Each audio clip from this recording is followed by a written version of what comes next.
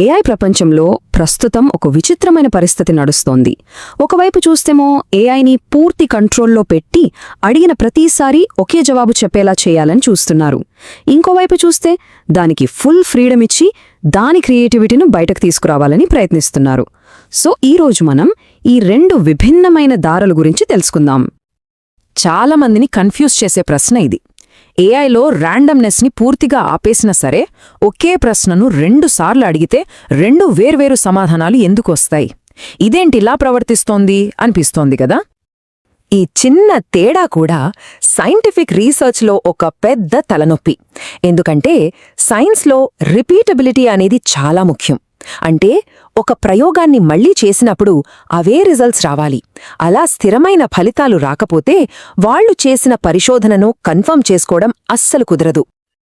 సరే, మరి ఈ డిజిటల్ తేడాలకు అసలు కారణమేంటి? దీని వెనుకున్న ఒక కామన్ అపోహను కూడా మనమిప్పుడు బ్రేక్ చేద్దాం.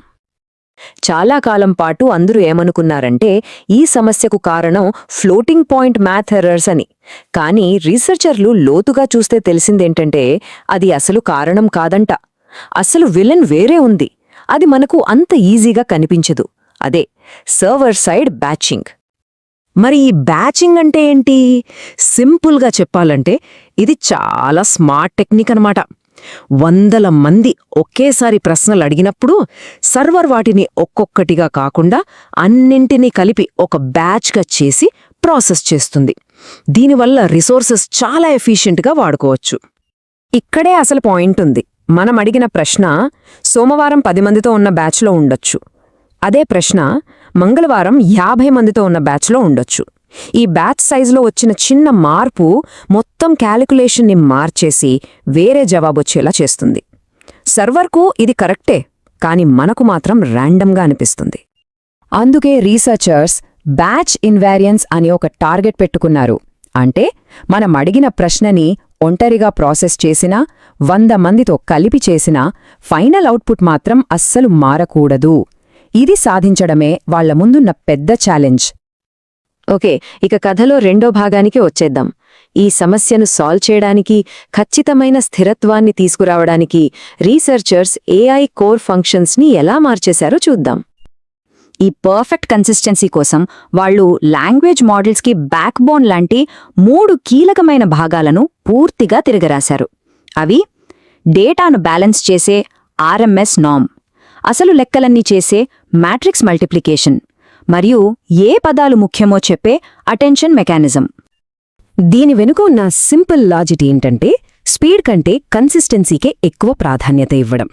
సాధారణంగా స్పీడ్ కోసం ఏఐ వాడే రకరకాల క్యాల్కులేషన్ పద్ధతుల్ని పక్కన పెట్టి ఎల్లప్పుడూ ఒకే ఒక ఫిక్స్డ్ పద్ధతిని ఫాలో అయ్యేలా సిస్టమ్ను మార్చారు. ఇక రిజల్ట్స్ అంటారా? అద్భుతం అనే చెప్పాలి. చూడండి, ఒకే ప్రాంప్ట్ని 1000 సార్లు పంపితే పాత సిస్టమ్ దాదాపు 80 రకాల సమాధానాలిచ్చింది. 80. కానీ ఈ కొత్త డిటర్మినిస్టిక్ ఏఐ ఉందే, అది ప్రతిసారి ఒకే ఒక్క జవాబుని పర్ఫెక్ట్గా రిపీట్ చేసింది. ఒక్కసారి కూడా మారలేదు. ఇది పెద్దగా వార్తల్లోకి రాని అప్గ్రేడ్ కావచ్చు, కానీ దీని ఇంపాక్ట్ మాత్రం చాలా పెద్దది. ఇది ఏఐని సైంటిస్టులకు మరింత నమ్మకమైన స్టేబుల్ టూల్గా మార్చేసింది. దీనివల్ల రీసెర్చ్పై నమ్మకం పెరగడమే కాకుండా ఎర్రర్స్ని సరిదిద్దడం కూడా చాలా ఈజీ అవుతుంది.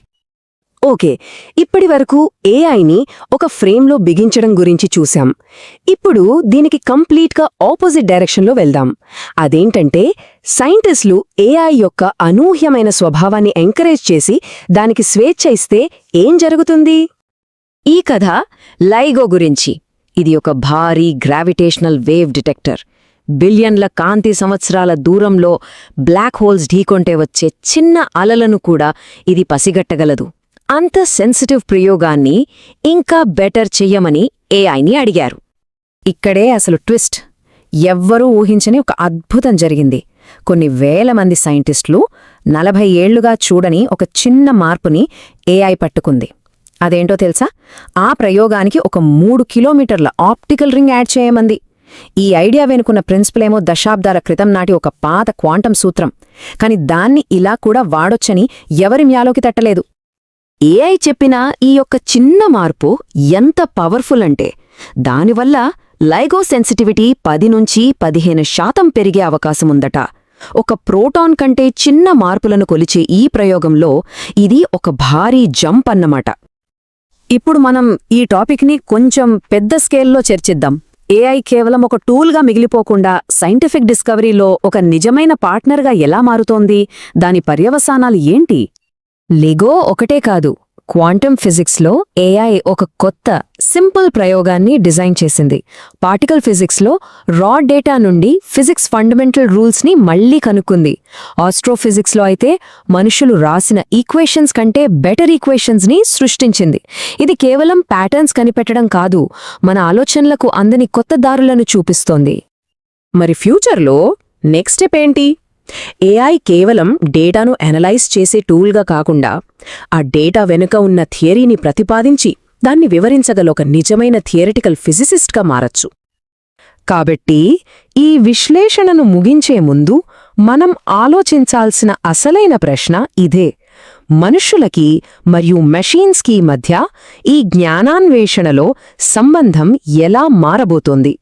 ఇది ఒక పార్ట్నర్షిప్గా ఉండబోతోందా, లేక మన ఆధిపత్యానికి ముగింపు పలకబోతోందా?